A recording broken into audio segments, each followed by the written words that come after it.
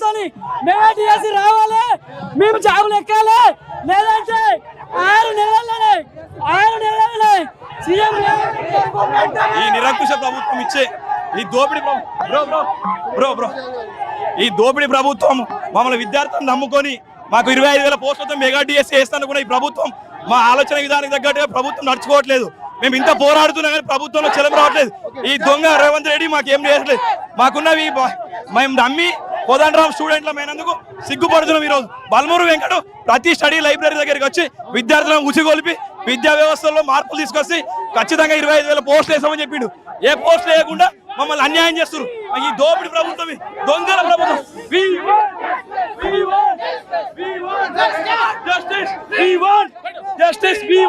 ఈ దొంగ ప్రభుత్వం, ఈ దోపిడి ప్రభుత్వం, విద్యార్థులకు న్యాయం చేయని ప్రభుత్వం, దొంగ. మన ఈ రోజు ప్రభుత్వం ఎలాంటి కాదు, కొంచెం మా పైన దయ ఉంచి డిఎస్సికి 3 months ఖచ్చితంగా పోస్ట్ పోన్ కావాలి. ఎందుకంటే మేము ఆ సిలబస్ చదవలేకపోతున్నాం. మేము ఖచ్చితంగా ప్రభుత్వం దిగి వచ్చే వరకు మేము ఇక్కడే కూర్చుంటాం. ఏదేమైనా కానీ మాకు డిఎస్సి పోస్ట్ పోన్ కావాలి ఖచ్చితంగా. చేసలేనంటే ఆ సిలబస్ ని వాళ్ళు వచ్చి చదవమనండి సార్. చదివితే వాళ్ళకి అర్థమవుతుంది మా బాధ ఏందో. మేము చదువుతున్నాం కాబట్టి మాకు నరకం అనుభవిస్తున్నాం ఇక్కడ స్టడీ హాల్లో. అసలు ఆ సిలబస్ ని మాత్రం మేము ఖచ్చితంగా ప్రభుత్వం దిగి వచ్చే వరకు మేము ఇక్కడనే ఉండి ధర్నా చేస్తాం. జాబ్ క్యాలెండర్ లో మాకు మెగా డిఎస్సి చేస్తా అని చెప్పిండు ఒకరోజు సీఎం సార్. ఆ మెగా డిఎస్సి సరే లేకపోయినా మేము ఉన్న పోస్టులను చదువుకొని పోస్ట్ కొట్టుకుందామంటే ఆ ఛాయిస్ కూడా లేదు. 3 months 45 days లో డిఎస్సి సిలబస్ ఎవరు సార్ చదివేది? వచ్చి వాళ్ళనే చదివి చూపిమనంటే అప్పుడు మేము చదువుతాం. కలవడానికి మాకు ఛాన్స్ ఎక్కడ ఉంది? ఆ రోజు అవన్నీ తీసేస్తామన్నాడు, ఈ రోజు మమ్మల్ని రోడ్ పాలు చేస్తాడు. అసలు ఇది కరెక్ట్ గానే కాదు సార్.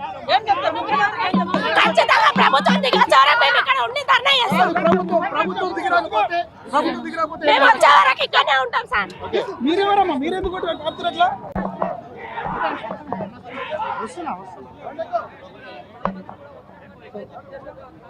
సో వచ్చిన ప్రతి విద్యార్థిని కూడా ఇక్కడ అరెస్ట్ చేయడం జరుగుతూ ఉంది. ఇంకా చాలామంది ఇక్కడ విద్యార్థులు ఇంకా వచ్చే అవకాశం కూడా ఉంది.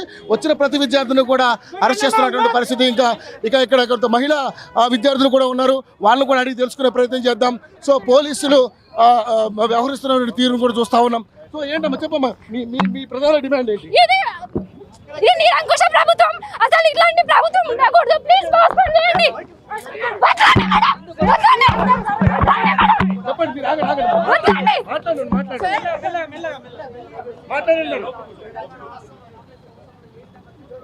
చూస్తే వచ్చిన ప్రతి విద్యార్థిని కూడా అరెస్ట్ చేసి పిఎస్కి తరలించడం